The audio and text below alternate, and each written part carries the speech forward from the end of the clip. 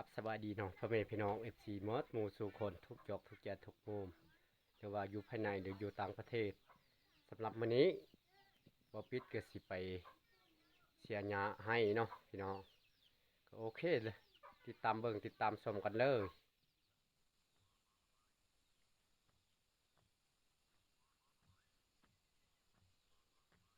มาเสียหญ้าให้ผู้เดียวเนาะพี่น้องเพราะว่าเมียเพิ่นก็ไปสวนหมากพริกเนาะเพิ่นไปเก็บหมากพริก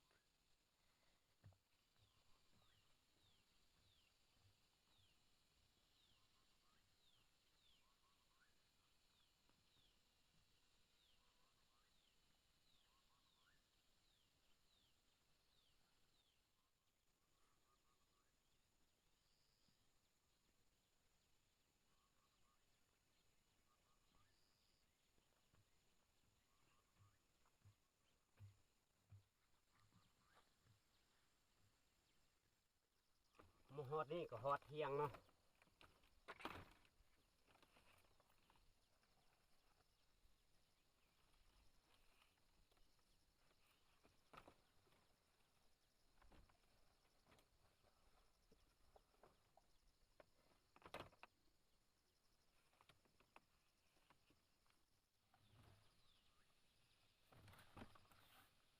เขาเกิดออกเสียหญ้าให้เลยเนาะพี่น้องตุกน้ำ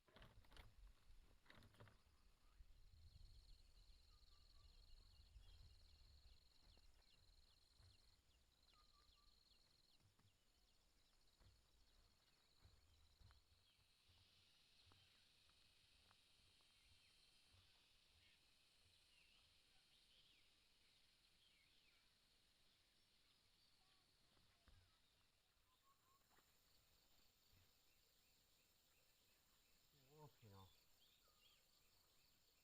นี่แหละที่บอนเฮาเสียนี่แหละ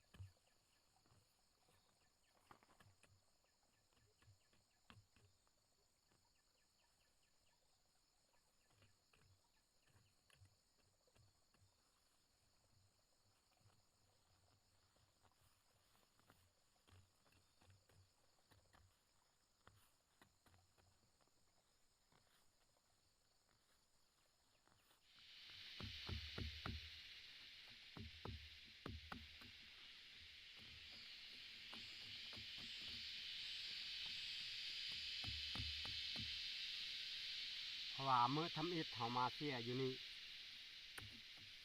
พี่น้องโอ้ยเขาก็บ่งามปานใดเนาะ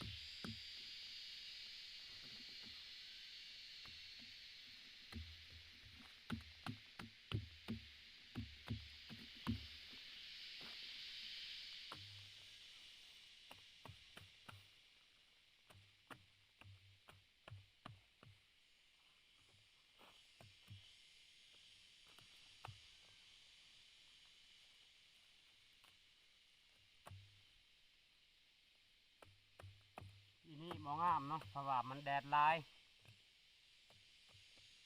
ช่วงแต่เดือน3นี่พี่น้อง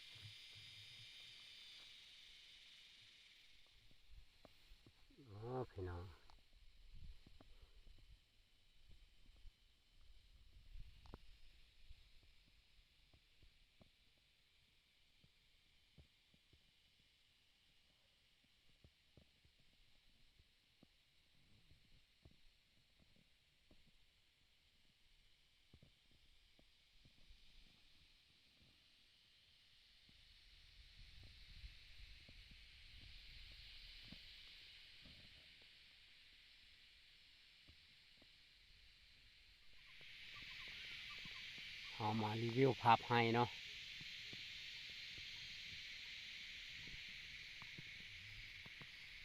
นี่กำลังมื้อเดียวเราจะไปเฮ็ดนี่โอ้แต่ลุ่มพุ่นส่วนผักนั้นเหมือนให้ของเขา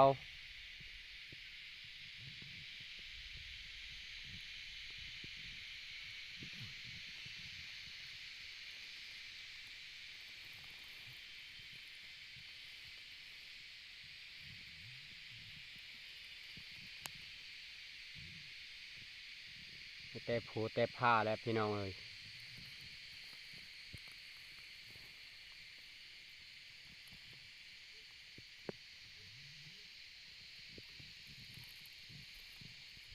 ดูลุ่มกับทางเนาะ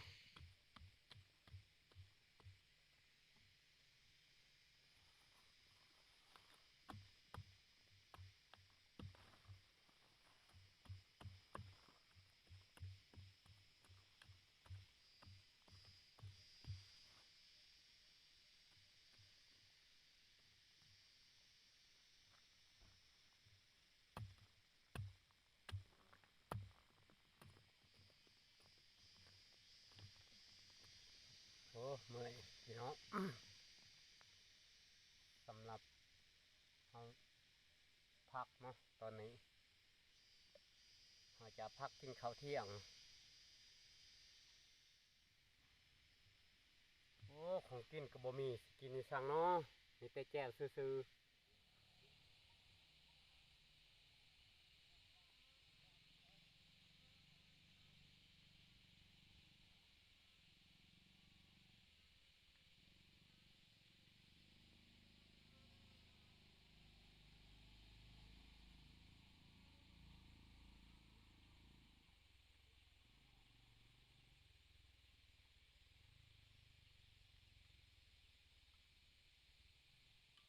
เราจะดึงเอายอดคานที่มาชี้กิน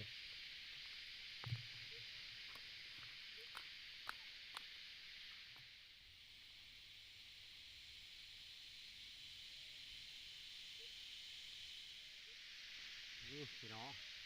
สีดึงเอายอดคาโคม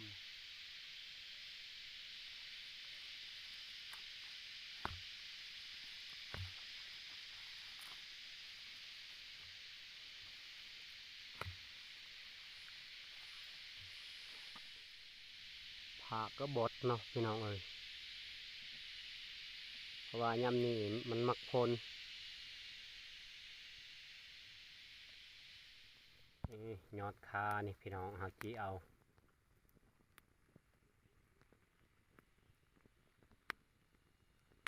พอมีของกินเนาะสิกินยอดคาเลย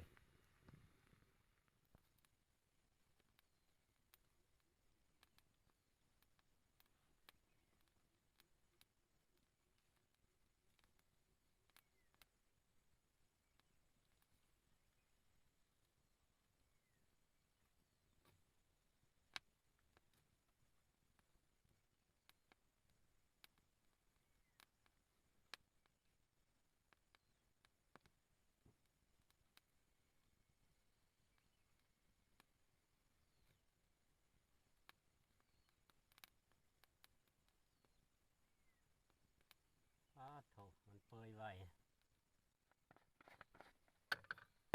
กินแจวเนาะ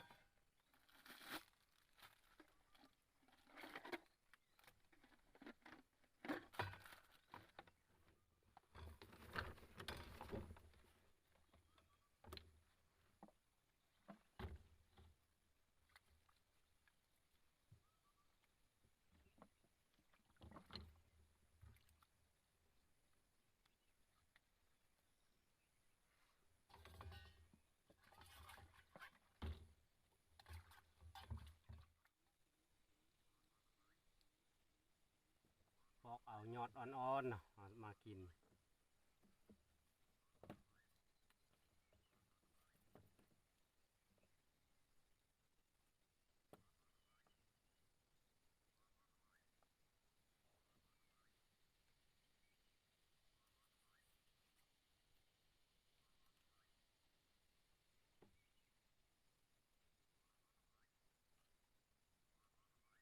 เขาจี้แบบนี้เขาจะได้บ่ลายหน่อยอด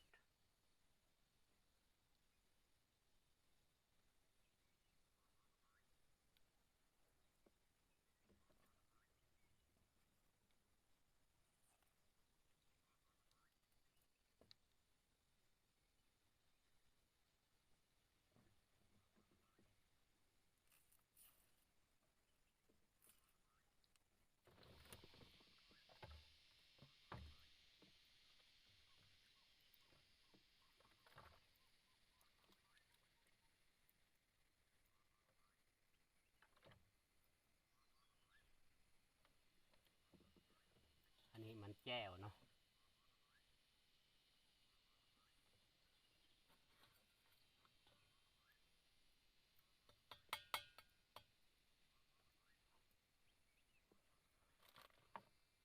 อันนี้มันข้าวคั่วนี่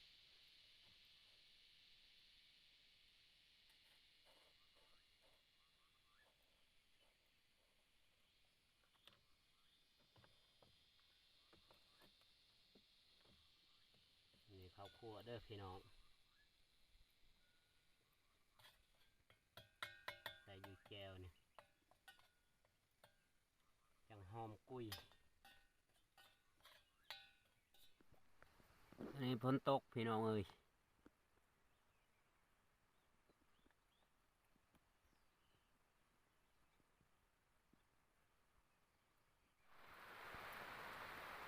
วันนี้เขาจะเฮ็ดคลิปเกิดยากเนาะยามฝนนี่เพราะว่ามันตกตลอดเนาะ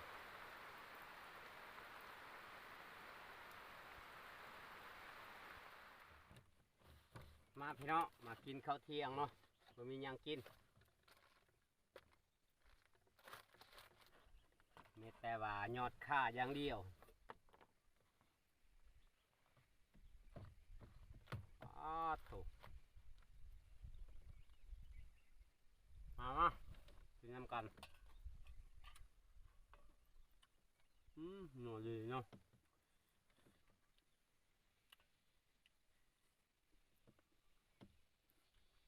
อ้าถูก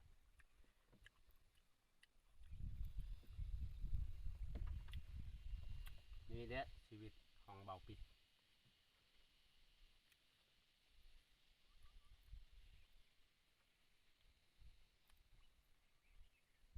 ยำเฮาได้ก็กินซีนก็เอากินเลยยำเฮาบ่ได้ก็คนนี้อันละขาดเพิ่มอันได้ก็กินมื้อเดียวเพราะว่าเฮาสิจงเมียนบ่เป็นเนาะจันบูดบ่มีตู้แช่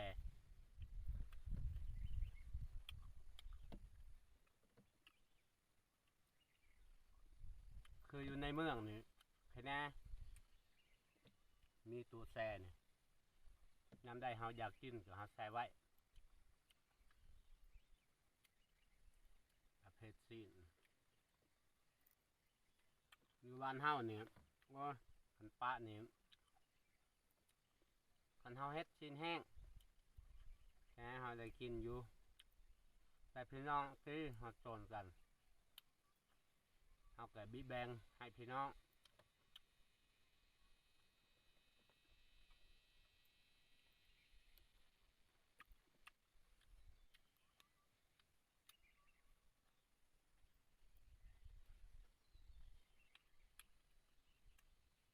ยามบ่มีจังซี่หั่นแหละกินแต่แจ่ว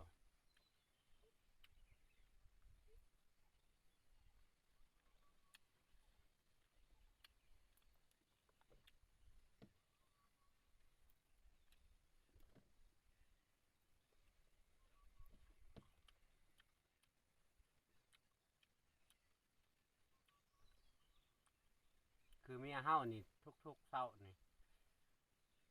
บางทีเพิ่นบ่กินอยู่เฮือนก็มีเพิ่นไปกินอยู่บ่อนเพิ่นเฮ็ดเวียกเลย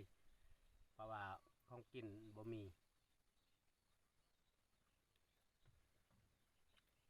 บางครั้งก็เพิ่นกินอยู่เฮือนบางครั้งก็บ่เพิ่นก็ออกไปแต่เช้า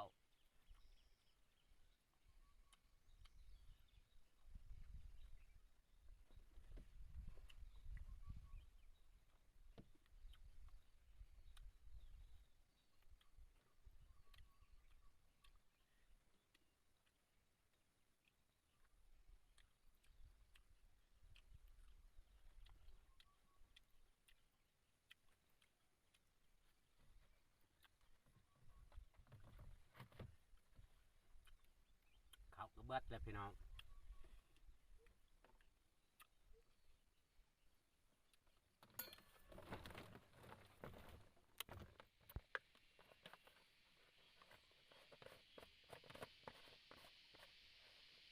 อยู่นี่มันเครื่องปรุงหมดมีข้าวคั่วมีเกลือมีแป้งนัวก็มีหัวคาสำหรับผักหอมจีนแล้วกับหอมบัวมันบ่มีคันเวลาเฮาจะออกป่าเลยเฮาไปนอนป่าเนี่ยเฮาจะถือไปนำผักหอมจีนกับผักหอมบัว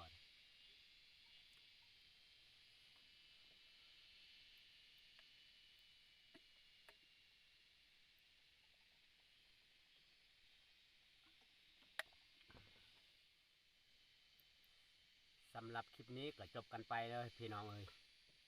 ก็พอได้เบิ่งแต่ต้นจนจบคลิปนี้ก็ต้องมีสุขภาพแข็งแรงพร้อมด้วยครอบครัวและมีพลานามัยสมบูรณ์มารุ่นคลิปหน้าต่อไปอีกขอกล่าวคำว่าสวัสดี